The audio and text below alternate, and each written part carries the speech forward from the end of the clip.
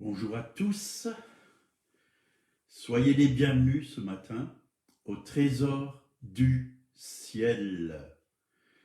Voilà, nous allons continuer à parler de la gloire de Dieu. Et spécialement ce matin, on va parler de la gloire du ciel.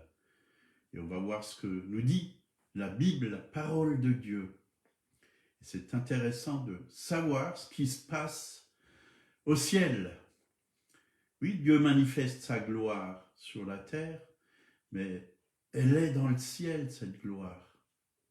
Et nous avons besoin vraiment de vivre pleinement, oui, dans sa gloire, chaque jour, pour que nous puissions refléter Christ, refléter son immense amour, sa bonté, sa douceur, chaque jour.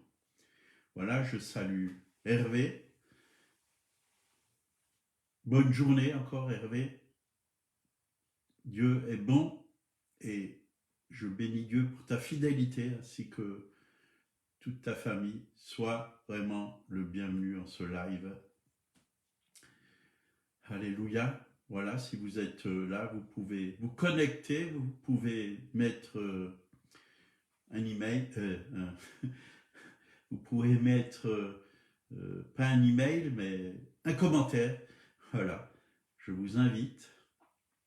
On va prier. Seigneur, merci parce que tu veux nous enseigner chaque jour et nous avons besoin de toi, nous avons besoin de ta parole, nous avons besoin de ta lumière, nous avons besoin d'être dirigés, guidés par toi parce que nous savons que sans toi, Seigneur, nous ne pouvons rien faire, mais nous pouvons tout avec toi, Seigneur. Nous pouvons vraiment faire des exploits avec toi, nous pouvons vraiment proclamer ton nom, ton évangile. Oui, manifester ta bonté, ta sainteté, Seigneur, ta gloire à ce monde perdu. C'est vrai, tu reviens bientôt et nous voulons vraiment, tant qu'il fait jour, travailler pour que ton règne puisse venir, oui, sur cette terre et que beaucoup puissent, oui, te connaître. Au nom de Jésus. Amen. Amen. Voilà. C'est parce que nous avons la parole de Dieu, c'est-à-dire la Bible, que le Saint-Esprit nous dévoile une partie de la gloire du ciel. Bien sûr, le ciel est tellement grand, tellement glorieux, il y a tellement de choses qu'on ne peut pas tout connaître comme ça d'un coup. Parce que nous sommes des êtres humains, mais nous avons besoin vraiment de recevoir des choses qui viennent d'en haut, comme l'a dit l'apôtre Paul. On a besoin de recevoir la lumière qui vient d'en haut, et c'est le Saint-Esprit qui nous apporte la lumière qui vient d'en haut. 1 Corinthiens 2, versets 6 à 10. Cependant, c'est une sagesse que nous prêchons parmi les parfaits, sagesse qui n'est pas de ce siècle, ni des chefs de ce siècle, qui vont être anéantis. Nous prêchons la sagesse de Dieu, mystérieuse et cachée, que Dieu, avant les siècles, avait destinée pour notre gloire. Sagesse qu'aucun des chefs de ce siècle n'a connue, car s'ils l'eussent connue, ils n'auraient pas crucifié le Seigneur de gloire. Mais comme il est écrit, ce sont les choses que l'œil n'a point vues, que l'oreille n'a point entendues, et qui ne sont point montées au cœur de l'homme, des choses que Dieu a préparées pour ceux qui l'aiment. Dieu nous les a révélées par l'Esprit. Vous voyez, il n'y a que l'Esprit, le Saint-Esprit qui nous révèle des choses, oui, qui ont été cachées pendant des siècles, pour que nous puissions voir vraiment, oui, la grandeur, la gloire, la bénédiction, recevoir la bénédiction et tout ce que Dieu a prévu pour nous, les hommes.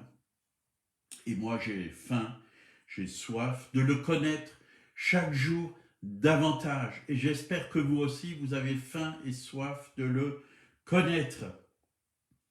Donc, comme je l'ai dit avant, seule la Bible, qui est la parole de Dieu, peut nous donner une vision claire du monde spirituel.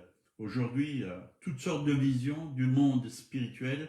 Il y a des visions occultes, oui, mais nous ne voulons pas aller dans l'occulte, nous voulons rester dans la lumière de Dieu. Nous voulons vraiment que tout ce que nous puissions faire, trouver, connaître, soit, oui, dans la parole.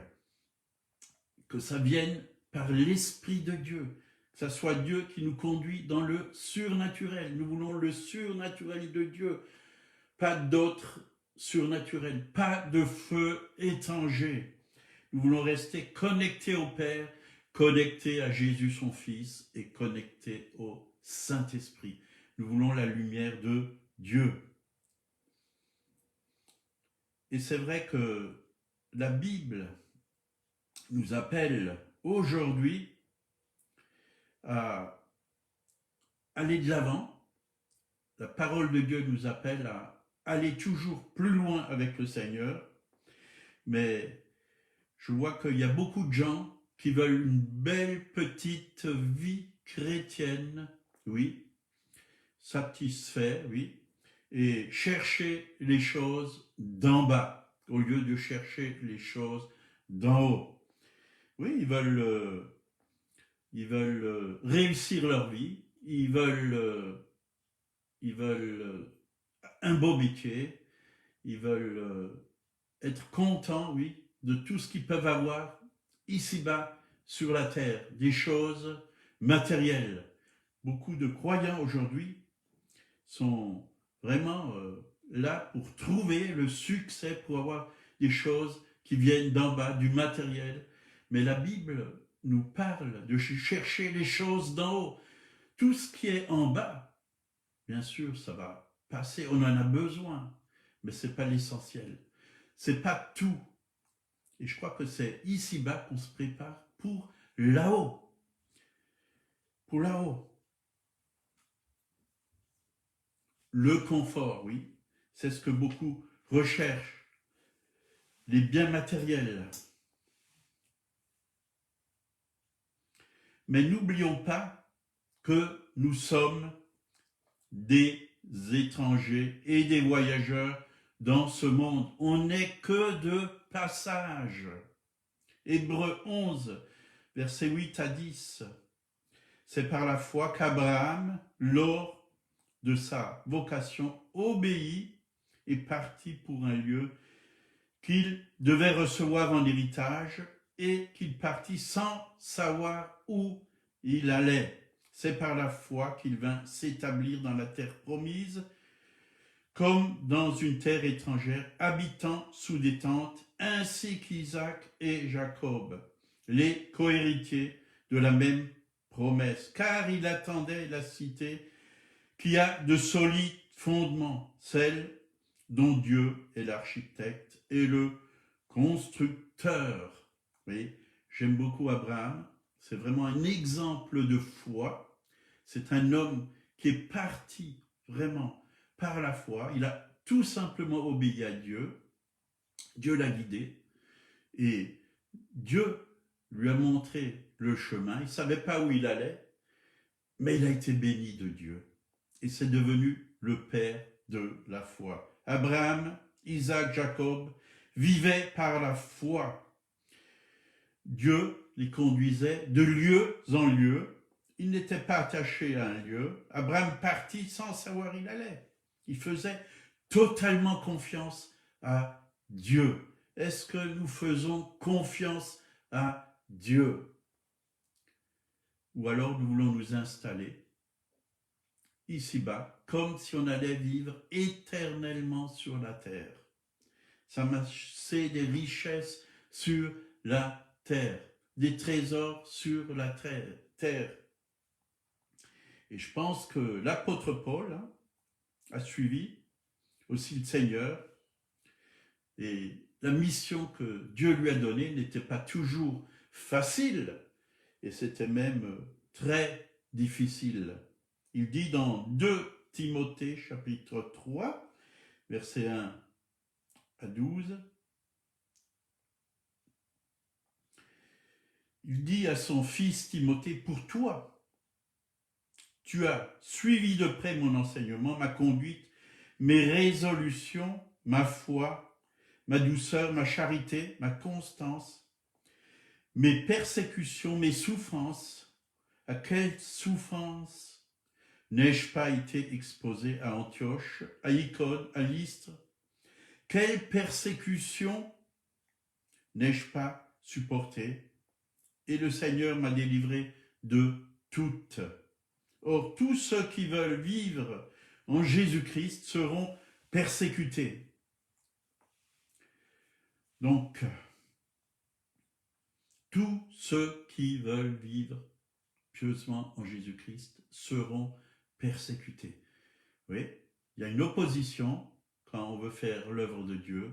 On est persécuté, on est haï, on est critiqué, on est malmené. Oui, parfois même par certains frères et sœurs dans la foi, parce que ils veulent pas aller plus loin. Oui. Ils veulent pas aller plus loin et ils sont bien installés dans leur confort et ça les dérange d'aller plus loin avec le Seigneur. Alors, ils critiquent ceux qui vont plus loin. Ils critiquent ceux qui vivent dans la foi, ceux qui vivent dans la victoire. Et je crois que vraiment, c'est l'année 2021 où Dieu veut nous conduire plus loin, qu'on regarde plus loin que notre bout du nez, parce que Dieu a beaucoup d'autres choses à nous communiquer. Et Dieu a préparé des œuvres et il veut qu'on y rentre et qu'on pratique ces œuvres. Dans 2 Corinthiens 4, versets 17 et 18, là, il nous a dit « Car nos légères afflictions du moment présent produisent pour nous, au-delà de toute mesure, un poids éternel de gloire. Parce que nous ne regardons non point aux choses visibles, mais à celles qui sont invisibles. Car les choses visibles sont passagères et les invisibles sont éternelles. » Vous voyez, l'apôtre Paul, il regardait où? S'il ne regardait pas aux choses visibles, il regardait aux choses invisibles. Il regardait là-haut, aux promesses que Dieu lui a faites. Il regardait là-haut. Et il a pu dire, lui, l'apôtre Paul, dans Colossiens 3, versets 1 à 4, « Si vous êtes ressuscité avec Christ, cherchez les choses d'en haut, où Christ est assis à la droite de Dieu.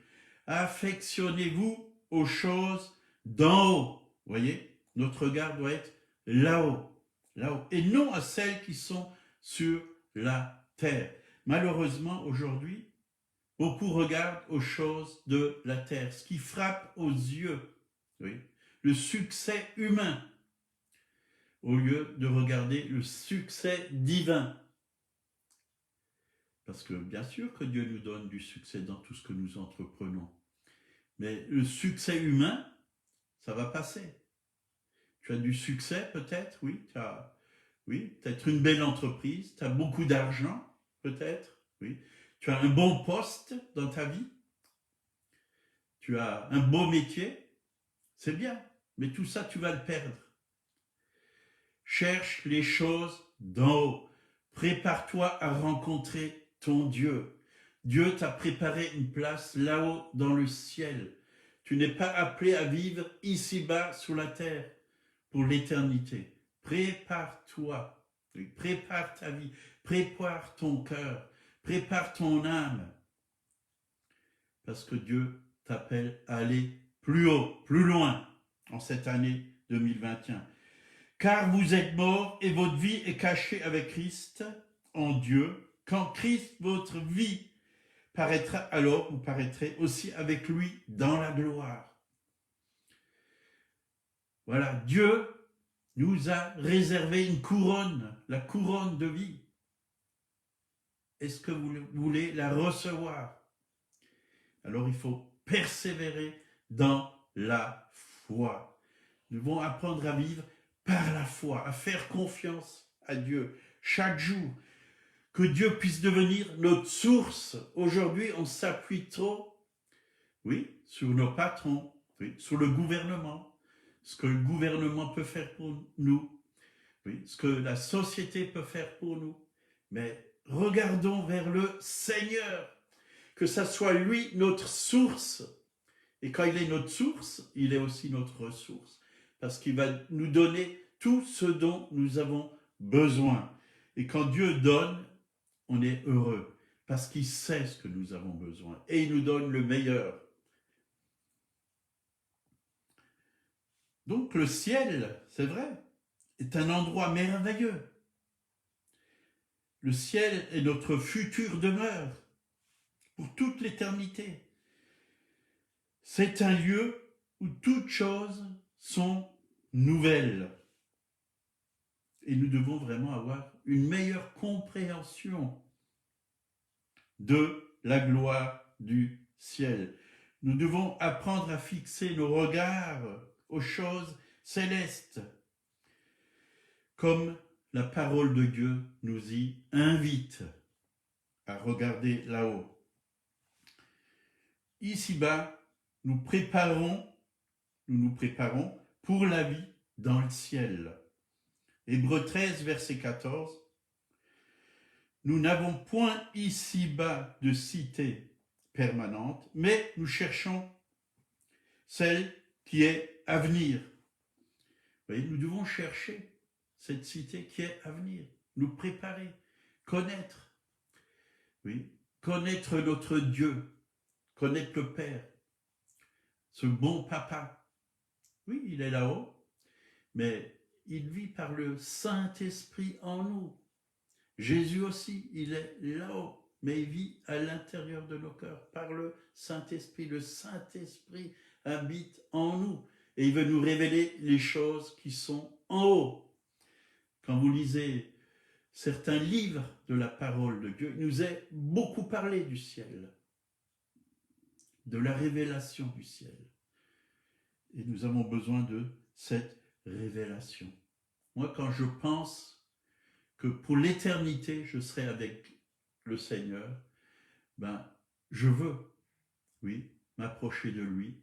Je veux, oui, m'approcher du trône de la grâce. J'ai une libre entrée. Je vais dans sa sainte présence. Et je suis en communion avec le Père. Je suis en communion avec le Fils Jésus. Je suis en communion avec le Saint-Esprit. Et quand je reçois quelque chose qui vient d'en haut, quand Dieu m'ouvre les Écritures et que je reçois une révélation qui vient d'en haut, ça fortifie mon être intérieur. Ça augmente la foi à l'intérieur de moi. Et j'ai envie de le suivre, j'ai envie d'être un témoin de Dieu. Philippiens 3, versets 20 et 21. Mais notre cité à nous est dans les cieux. Notre cité à nous. Nous qui croyons au Fils de Dieu, à l'œuvre parfaite de la croix. Notre cité à nous est dans les cieux, d'où nous attendons aussi comme Sauveur et Seigneur Jésus-Christ, qui transformera le corps de notre humiliation en le rendant semblable au corps de sa gloire, par le pouvoir qu'il a de s'assujettir toute chose. Voilà, c'est là-haut. Nous ne devons pas nous charger de toutes sortes de choses ici-bas. Oui, nous sommes des soldats, la Bible dit. Nous sommes les soldats de Jésus-Christ. Et nous voulons plaire, oui, à notre maître, au commandant-chef qui est Jésus-Christ. Nous voulons lui plaire et nous ne voulons pas être trop lourds, oui, pour aller au combat. Il y a beaucoup de choses qu'on n'a pas besoin sur cette terre, qu'on peut mettre de côté. On passe beaucoup trop de temps à des choses qui ne sont pas utiles. Mais prenons du temps, vraiment, pour le Seigneur, pour sa gloire, pour faire avancer son œuvre, pour être des témoins ici-bas. Prenons le temps. n'hésitons pas à passer des heures dans sa présence, à l'écouter, à lui obéir aussi, oui, et à vivre sa parole. Matthieu 6, verset 20, donc Jésus lui-même nous a dit, il nous a recommandé, amassez-vous des trésors dans le ciel. Voilà où nous devons nous amasser des trésors. Où la teigne et la rouille ne détruisent point, et où les voleurs ne percent ni ne dérobent. Et il dit au verset 21, car là où est ton cœur, là où est ton trésor, là aussi sera ton cœur. Alléluia. Donc, où doit être notre cœur? Dans le ciel. Des trésors dans le ciel. Jésus doit devenir notre trésor. Notre trésor. En lui sont cachés tous les trésors de la science et de la connaissance. Ouais. Il y a beaucoup de choses à recevoir de Christ et c'est éternel. C'est des trésors éternels. Personne ne peut détruire cet héritage que nous avons en lui. Nous avons un grand héritage. Dieu lui-même est notre héritage. Nous sommes héritiers de Dieu, co-héritiers avec Christ. Donc, notre cœur doit être attaché au Sauveur, à espérer la gloire de Dieu. Christ en vous, l'espérance de la gloire. Le ciel, c'est son royaume. Il est allé au ciel et il nous a préparé une place. Et nous vivrons pour toujours avec lui. Le ciel, c'est un lieu précieux. C'est beaucoup plus précieux que ce temps que nous passons sur la terre. Bien sûr, nous sommes sur cette terre, nos corps sont ici. Et nous devons vivre, oui, sur cette terre. Mais pourquoi nous devons vivre sur cette terre? Pour être des témoins vivants. C'est pour le glorifier. C'est pour montrer, oui, à ce monde qu'il y a un Dieu vivant, un Dieu tout-puissant, un Dieu d'amour, un Dieu de paix, un Dieu qui veut nous gracier, qui veut nous laver de tout péché, nous purifier, qui veut, oui, nous mettre en communion avec lui et qui a des projets de paix, de bonheur pour nous. Donc nous allons passer toute l'éternité là-haut, dans sa présence. Oui. Et c'est important que dès maintenant, nous puissions savoir où nous allons. Il y a deux chemins, un qui mène à la vie et un autre qui mène à la mort.